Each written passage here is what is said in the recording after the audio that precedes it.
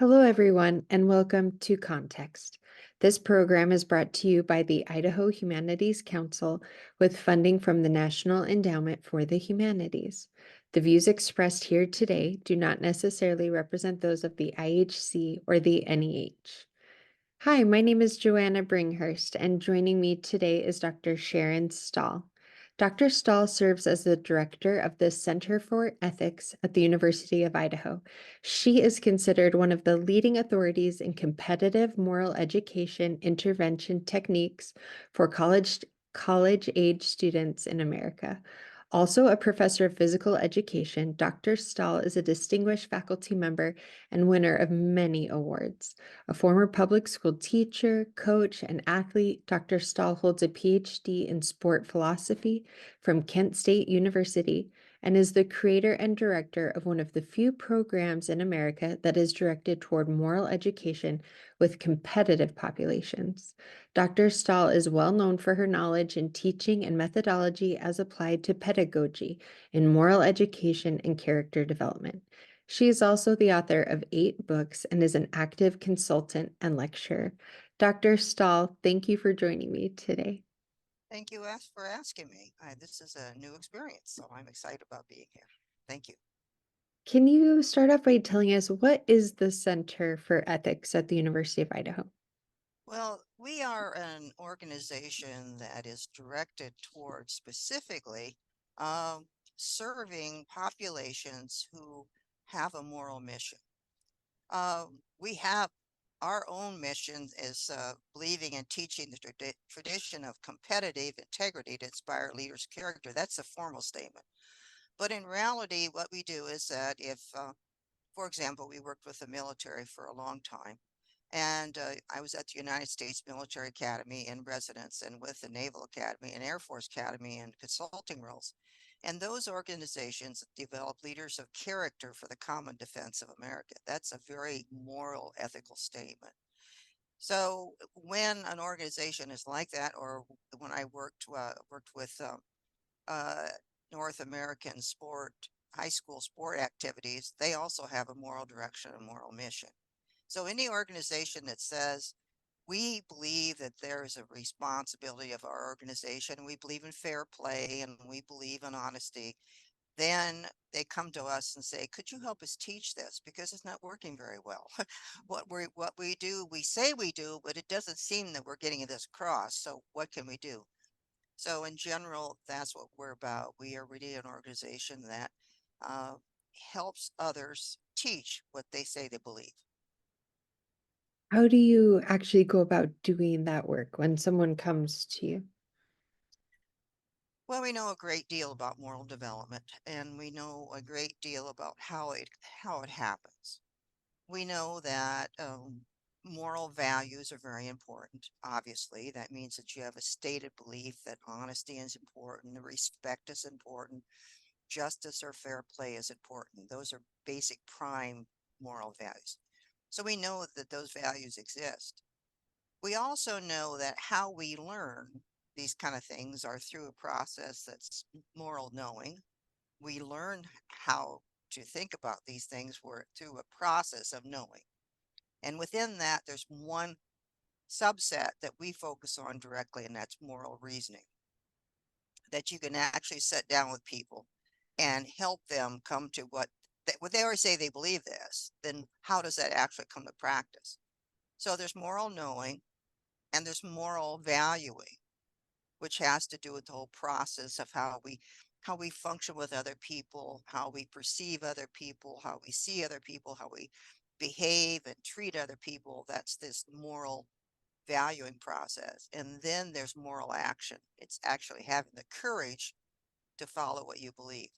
So all of those have little subset values within them. But in moral knowing, our big thing is in moral reasoning. So if I'm teaching a class with whatever age group it is, I don't care if it's football players at University of Georgia or Alabama. We start out and we just ask some basic questions. What is it that you believe? And then of course they stumble around. And I said, okay, if I'm in your instructor, what is it you want from me? If I'm your teacher, what do you want from me? And students always say something like, we want you to know what you're doing. Okay. They want me to be competent and they want you to show up on time and whatever. They hardly ever say, we want you to treat us decently. However, if I ask them, okay, you want me to be competent on time and know my stuff, whatever, doesn't matter how I treat you then. I can just call you an MFer and it's fine. Well, no, Dr. Stahl, that's not fine. So you want something from me and how my behavior is. And so they'll say yes. And I say, well, therefore, should I expect the same from you? Well, yes. Okay. What else do you expect? Do you want me to be fair in how I grade your papers? Well, yeah, yeah, yeah. And I said, then therefore, I should expect you to be fair in how you treat me, correct? Yeah, yeah. So we go through this little thing where we establish the fact that we as human beings expect certain things from each other. We expect certain behaviors in order to function. There has to be some sort of honesty in what we're doing. If we are lying completely to each other all the time, relationships can't occur. So that comes out. And being fair and just comes out. And being respectful comes out. So it's a process in which we actually titillate their own moral development process about what they expect and what they want. I've never met anyone who ever said it's okay for you to be rude, obnoxious, and hateful to me. I've never met anyone like that. Everybody wants the same thing. I don't care if my students from Zimbabwe or China, which I have one right now from People's Republic of China, or Turkey or whatever. And I've had students from all over the world. There is this basic line of expectation that they want to be treated in a specific way. Even they come from a communist country, they still want to be treated in the same way.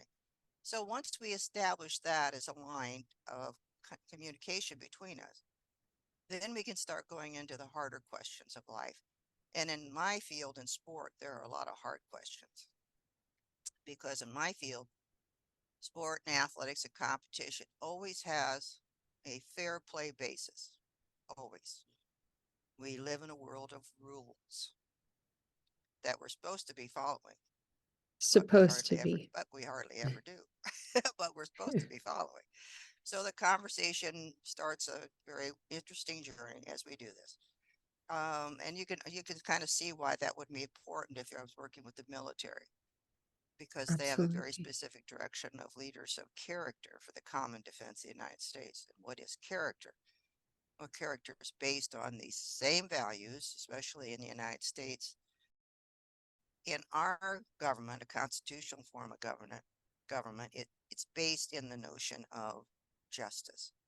So justice drives everything about what we talk about.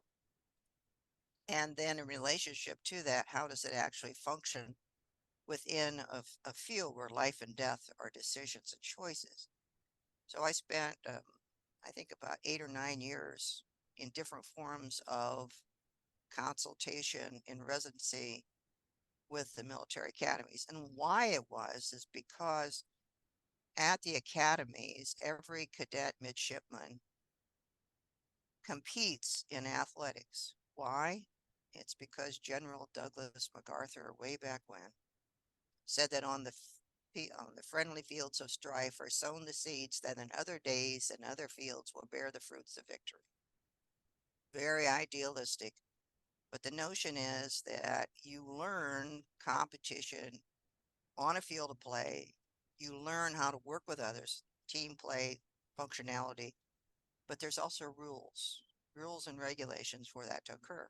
And then you can expand this off or out into the world, the real world of where you're working with people.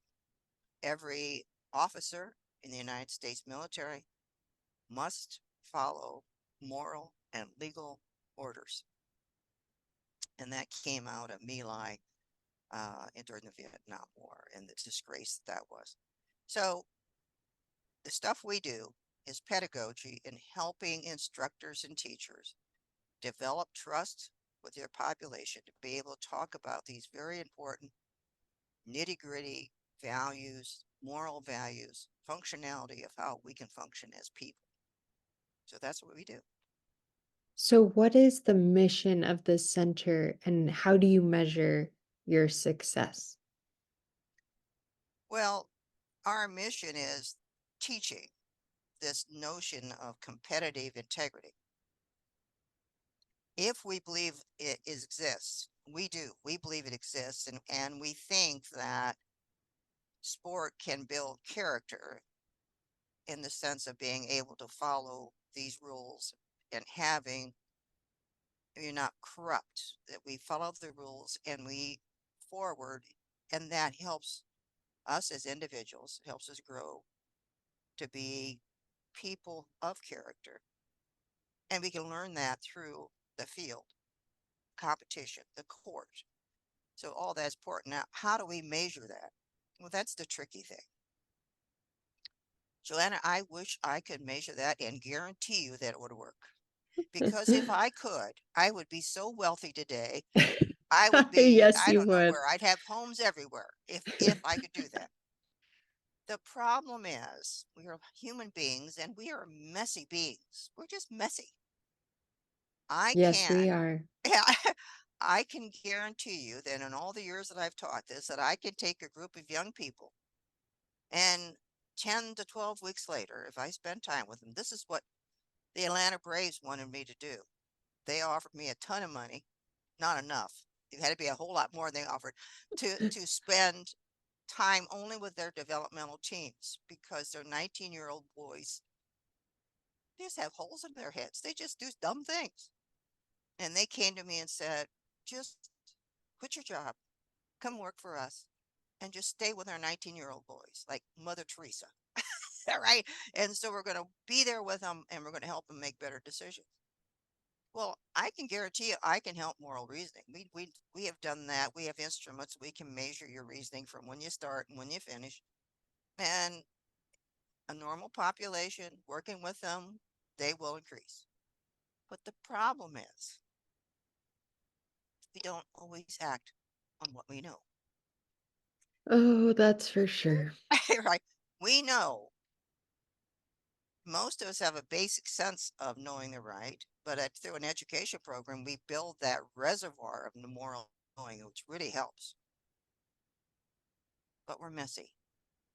And we may know, but we'll go right off and do probably the wrong. We actually did a study on this, Joanna. This is a great study. We took a class of 380 some business students Okay. and we put them in a competitive situation. But first we did, we measured their level of moral reasoning. And these were juniors at the University of Idaho, and they were great numbers. They were morally developed at the norm of where they should be, like level 3 or 4 or whatever in the Kohlbergian scale. It was just beautiful. And we then put them in a competitive situation in a game where if you cheated, you got ahead faster. Okay, so these morally developed kids who had a pretty good sense of right and wrong, who agreed that that's what they believed, we put them in a competitive situation and they cheated to win. Oh, no. Really? Now, yeah. Now, one of my undergraduate students who I had been working with, I had a study going on at the time, a 4-year study with athletes, and I had a golfer in this group of people who had been in my group, and he scored much higher than everybody else. He was just beautiful. It was everything. We just did great work, and he was so bright and he was so articulate. I have him on video cheating. He's playing the game with everybody else, and it's about resources and making deals, and he's just lying through his teeth. Oh my goodness. He was morally developed at almost a 5, which was really great, but his behavior and action was like a 1, doing whatever he had to do to get it. So I called him in, sat him down, watched the video with him. I said, "What are you doing?" He said, "I'm cheating." I said, Oh. "Yeah, I know you're cheating. Why?" Without breaking a pause, without smiling, he said, "Dr. Stoll, I wanted to win." We told the group, we broke them up in 12 different groups. and use different motivations to get them to cheat. Some of them we paid money. You cheat if you win by cheating, you get $5. If you win by cheating, you don't have to take the final exam. If you win by cheating, right? So we're motivating them to cheat. If you win, Right. you don't have to take more quizzes. And then when there was one group, we didn't give them anything. They got nothing if they won.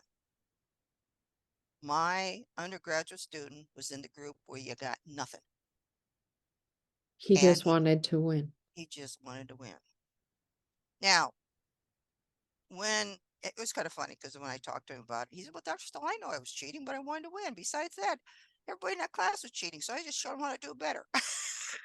so, so if we sat down with a group of kids today, 20 years ago, 40 years ago, or whatever, and we said to them, "What's the purpose of competition?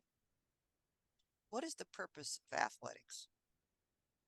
90% of them or more will say to win Today, today. 90%. Oh, at least. It's probably higher than that. I just had a class 2 days ago or well, last week, and I asked them, "What is the purpose of athletics here at the University of Idaho?" And everybody said, "To win." That's not the purpose of it. We want to be successful and whatever, but that's not the purpose. If that was our purpose, we'd have no justification for having athletics. Athletics has to be a part of the educational mission of an institution. It has to be. So our purpose is integrity and education and learning. That's what institutions about, right? But the kids don't see that. What the kids see is that outcome. If I went to a group of high school kids, they'd say the same thing. And why is that? It's because they live in a competitive world where nobody says to them, "Well, how would you score your playing tonight? Were you satisfied with what you did?" No. We ask a question is, "How'd you do tonight?" And their response is, "Well, we won. We didn't win." I have a wonderful story about a football player who was a walk-on here in Idaho who became the captain of the team, who was a linebacker, was kind of sort of a local boy. Got to know him very well. And I tried to go to all the football games. When my students are in class and they're football players or volleyball players, whatever, I try to go see their game. And this young man came in after a tough game in the weekend where we had lost the game, and I had been there. And he came in and I said, "John, how'd you do this weekend?" And he turned to me and gave me a kind of a disgusted look. He said, "But Dr. Stahl, we lost." And I said, "Yeah, but how did you do?" And he said, "Dr. Stahl, are you listening?" I said, "Yes, I am." "We lost." I said, "John, are you listening? How did you do?" "Oh, oh. Well, I had the best game of my career. I had this many tackles and I had this many blocks and I did whatever. But Dr. Stahl, we lost." I said, "I know. But there's a difference between winning and how did you do, right? The bottom Absolutely. line for you as growth is how did you do? How was your game? Correct?"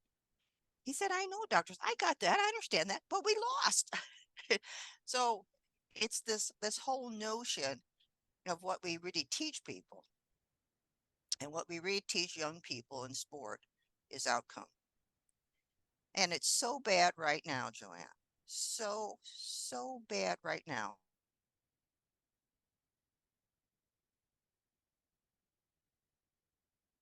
All right. Right. So it's so bad right now that the NC2A is dumping a ton of money into mental health of athletes. We have more incidents of athlete suicide than at any other time in the history of sport. That's tragic. It's very tragic. And why it is, one of my doc students who just finished a year ago is also a coach. He's our swim coach at Idaho. And he was so concerned about this during COVID that he wanted to know if he could help improve coping and reduce anxiety through actual pedagogical techniques during the swimming season. This is hardly, if ever, done because coaches always focus on motor skills, not moral skills. But he took time out of his 20-hour a week, because you're only allowed to be in contact within 20 hours a week by NC2A rules. He took time daily to talk with them, read to them, have them write, because reading, writing, and reflection is the key to moral growth.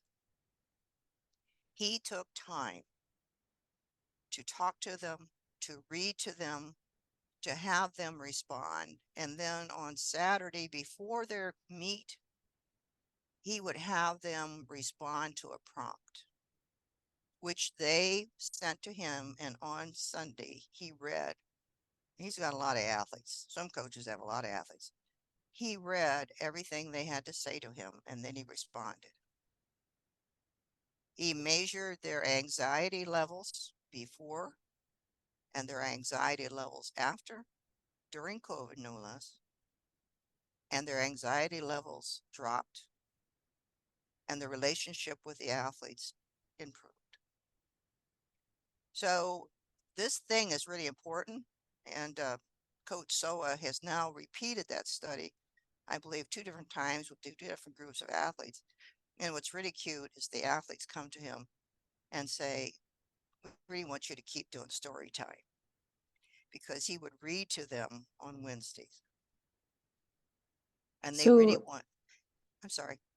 oh no, you finish your thought. And so they really want him to keep doing it, but he's got his curriculum is it's got directed a developed curriculum, and he needs to tweak it a little bit. But this guy is a Division 1 swim coach in season, and he's got to develop all this. But he's taken, I think he took this year off. He's going to start up again, but he has found it's very, very important. Coaches in general don't do that anymore. They don't talk to their athletes. Um, it is such a corporate enterprise that athletes per se are part of the money market. And now with name, image, likeness, it has gotten completely out of whack of reality. So these 19-year-old kids, I remember I spent time with the Atlanta Braves. 19-year-old athletes in Atlanta Braves receive millions and millions of dollars. And with a short period of time, they go bankrupt. It's because of the ABCs of life: alcohol and drugs, A; B, babes, women, children, women, children, women, children. And the third one is cash, money. When they make a lot of money, all the cousins come out of the woodwork and say, "We'll run your business for you." I worked with the NFL for a period of time and with American Division 1 football for a period of time before my husband passed, and then I had to change my direction a little bit. But in the NFL, within 5 years of leaving the NFL, majority of those athletes are bankrupt.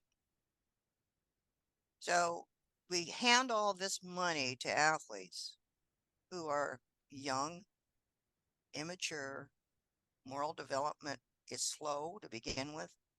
Most of us are not morally developed at a wisdom place until 25, 26, 27, 30. Maybe some people never get there. Who knows? Maybe some people at 12 or 13 have a little bit of wisdom. So we can't just say it's a period of time, but there's a range in there. So we say 16 to 22, this is the age for most of our athletes. There's like a hole in their head. And we turn around and say, "Here you go. Here's all this money." And we have this thing called a transfer portal.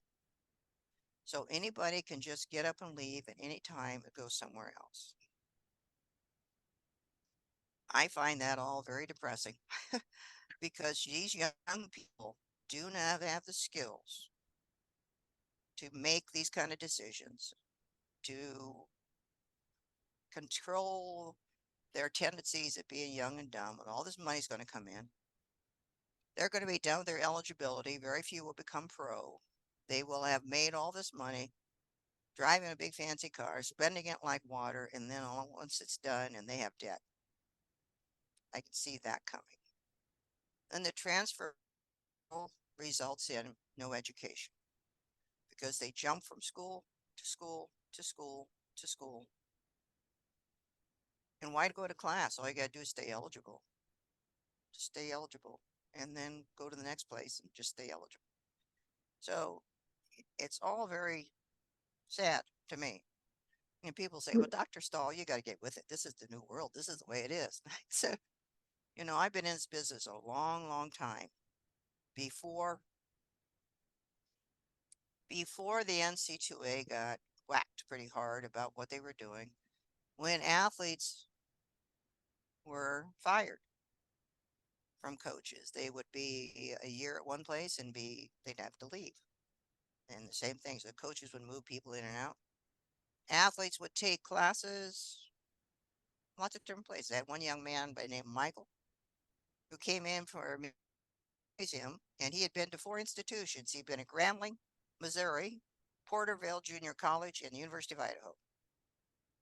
And he brought in his transcripts, and Michael had taken Introduction to Psychology at Grambling, at Missouri, at Porterville, and the University of Idaho. He got an A minus, a B plus, and a B. Four different classes. Grade got worse. He was an academic All-American at Porterville. He's a good student. And I said, Michael, how come the grade got worse? And he said, Dr. Stoll, have you ever taken the same class 4 times? It's really hard to stay on task, I got a little bored. And I said, well, a bigger question here, Michael, is you're a very bright young man. Why are you taking the same class 4 times? And he said, Dr. Stoll, I'm black and I run fast and I have good hands. Nobody cares about me. Now, this was 1984, okay? Things have gotten better. I think we care better. But do we really? Because now they're in the transfer portal and now they have NIL. And I think our focus has become so objective and so monetary. You can see why Coach Mark Soa's study is so important Well, I'm because, curious why you started the Center for Ethics in the first place. Were you seeing issues that you wanted to address at the University of Idaho, or how did it come about? well, most everything I've done in my life is because of a student. Because a question is asked and a concern happens. This one happened actually in I think 85, when a young woman from Korea came in and she's wanted to be my doc student. She was my first doc student, and she said, Dr. Stoll, are athletes as morally developed as a normal population? I was a professional athlete. I was a coach. My reaction was, of course it is. Of course. Sport builds character. And she said, what do you know about moral development? And I said, I don't know anything about moral development. My field's philosophy and history of sport. She said, well, will you read whatever I bring you on moral development? And I said, of course. So dummy me, she brought this big box of books, went off to Korea for the summer, and I read the box of books and the articles. She came back and she said, first thing she said, Dr. Stoll, are athletes morally developed as a normal population? And I said, no, I don't think so. Because I was a coach and I was an athlete and I know what gaining advantage is all about. And I know what strategies are. And I know that we really don't value rules. And everything about moral development is the process of thinking, reasoning, writing, reflection about these important values. At the same time that Chung Hei asked that question, I was working with all these kids in class, and I could actually see what was going on. Not a class in moral reasoning because I hadn't started it yet, but I could see what was going on. So we developed an instrument in moral reasoning to actually measure moral reasoning and therefore moral development. And when we got the data back on that first study, I was appalled. because my whole life has been about competition. I believe in sport and I believe women in sport. It's about my whole life. And that data was so dismal. Our second doctoral student, Dr. Jennifer Beller, asked me what we're going to do next. And I said, I don't know about you, but this data is so depressing. I think we need to do something. And that's when we started the moral reasoning classes that we still carry on here, in which, luckily for us, the president at the time, the University of Idaho, Thomas Bell, and Gary Hunter, the athletic director, permitted us, invited us to come in, and we actually did a random stratified sample of all the athletes at Idaho, invited them into classes, and did the first study that we did in moral reasoning, and we could. The control group was, of course, was all the athletes not in it, and the kids who were in moral reasoning improved markedly in their reasoning. Doesn't mean their behavior is going to get better, but their reasoning improved. I had a group of athletes. We started that. We kept doing it with different groups, and we expanded into different kind of classes. I had a Wednesday night group with all football players. So there were 11 of them in this class at night, and we were playing Boise State, which you're going to appreciate this. And the game was at Boise State, and there were some real talkers in the class, and they were just full of themselves. And I said, okay, guys, we've been working together now for 3 years, going down to Boise State. How are you going to stay out of the fight? Because there's going to be a fight, right? And the chattiest guy in the class, just chatty, said, Dr. Stoll, we'll make you a promise. We won't go out there and get in a fight. I said, pie, crust, promises. You're going to go down there and get in a fight. Oh, no, Dr. Stoll, we're not. And so they all said, oh, no, Dr. Stoll, we're not going to. And then the chatty Cathy one says, Dr. Stoll, we're going to get you a field pass. You come down and you be with us on the bench, and we're going to get you a field pass, and you be right with us. My children were young, and my husband was a lawyer, and we drove to Boise, and we're singing Idaho the whole way down. We're so excited. Both kids get sick. Both kids get sick. I mean, they are a mess. We get down there, and I've got my field pass. Two sick kids. I just can't leave them. So the husband takes the pass and goes to the game, but the game's on TV. So the game's on TV, and little chatty Cathy guy makes a touchdown, runs past the Boise State team on the sideline and gives them all the third finger as he drives by. You know, riding by and gives them the third finger. Our coaches run out. Now, what all the hubris was on, whatever. The next Wednesday night, I'm up on the fourth floor at the time, Memorial Gym, and I can hear them coming, 11 of them, right? One of them says, Chris, what are you going to tell Doc? He says, oh, I got to figure it out. I got to figure it out. I got to figure it out. It's cool. It's cool. I got to figure it out. So he gets up there, and I said, Chris, what was that gesture that you gave as you went by Boise State?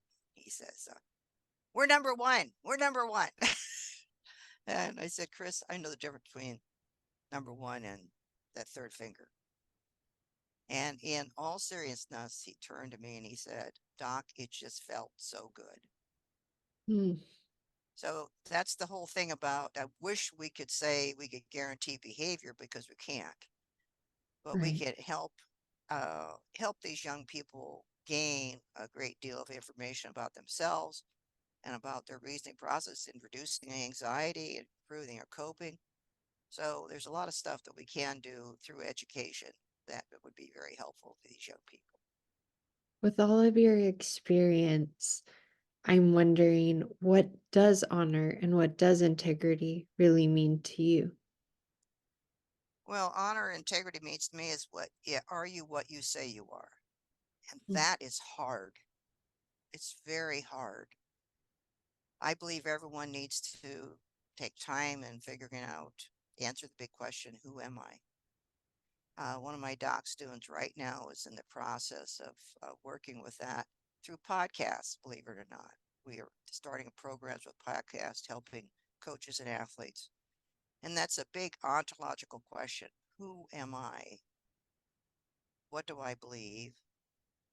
And can I verbalize that? And can I live by that? So integrity is knowing who you are, stating your principled values and trying very hard to live your life that way. Will we make mistakes? Yes. Will we fail? Yes. But that's not the issue. It's not about what we do, it's what we should be doing. It's always about what we should be doing. And every person needs to spend time with that. And unfortunately, in universities today, I think we spend way too much time with STEM, STEM. I think we spend way too much time on STEM and not enough time with young people answering those very difficult ontological questions. And there's also, we have learned this through our studies, that there is a failed perception that if you're very, very smart, you know what's right and wrong. And I can guarantee you that is not true. We have a study right now going on with a young man who's in cybersecurity, working at the federal level. And we're very concerned about this population of very bright people in cybersecurity who we haven't measured them yet, but I am betting that they probably will score very low in a moral reasoning index. But this kind of thing is really important because our education is too focused on outcome and not enough focused on the development of the self, the integrity of the self. So a long answer, but that's what I believe. I really appreciate your thoughts on that. When we first were preparing for this conversation today, I told you I'm a mother of three sons, all in those teenage years, and athletics is a big part of our family life. And it's it is a place where these ideas of integrity, justice, moral character become really prominent. It sounded like you were saying we spend too much time on teaching athletes and maybe just students in general how to gain an advantage, how to win, instead of focusing on how to develop those traits. Is that right? That instead of developing, yes, the traits of character which underline and support what we do. Um, and as I said, we think sport does it just because sport exists. Does sport build character? And I would bet that the majority of people say yes, it does. We actually did a study on this. One of my doc students came in one day and said, Dr. Stoll, we're measuring the wrong thing. You're measuring honesty and justice and respect, responsibility. We should be measuring teamwork, loyalty, dedication, sacrifice, intensity, because it does all those things. Fortune 500 companies prefer an athlete, a collegiate athlete, more than somebody who has no competitive experience because teamwork, hard work, dedication, intensity, sacrifice. So we developed an instrument. It's called the red instrument. We had moral values on one side and social values on the other side. We collected data across the world. And Andy Red was correct. That was our doc student. We build social character in sport in this country. Nowhere else in the world, by the way, does that happen. It's only here because of our perception of every child involved in sport and competition and how good it is for every little kid. And it does do those things, but it does not develop honesty, justice, responsibility, respect. We got done, and I said, Andy, this is great. We can say they developed social character, but a man can be hardworking, dedicated, loyal, intense, rapist. So those social values are very important in our society. Unfortunately, too important because the moral values really determine the honor integrity of the human being, not the social values.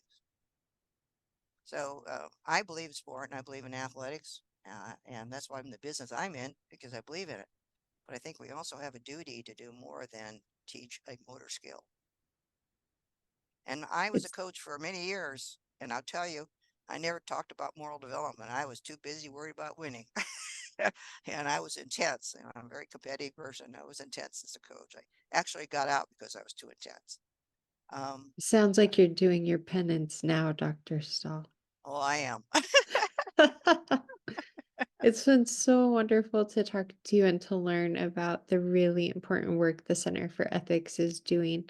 I'd love to wrap up by asking you, what do you wish that Idahoans really understood better about integrity? What's something that you wish we all just knew and could do better?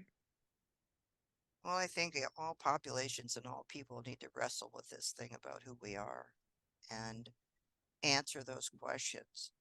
And it isn't about money and it isn't about outcome and it isn't about objective measures. It's about who we are as human beings and how we value and treat each other.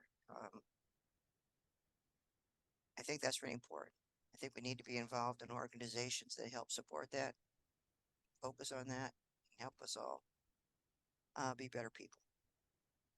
Very wise. I heartily agree. Thank you so much, Dr. Stahl, for joining me today. And we will share in our notes links to the Center for Ethics if any of our listeners want to learn more. Thank you so much again for being here. Thank you. Bye bye.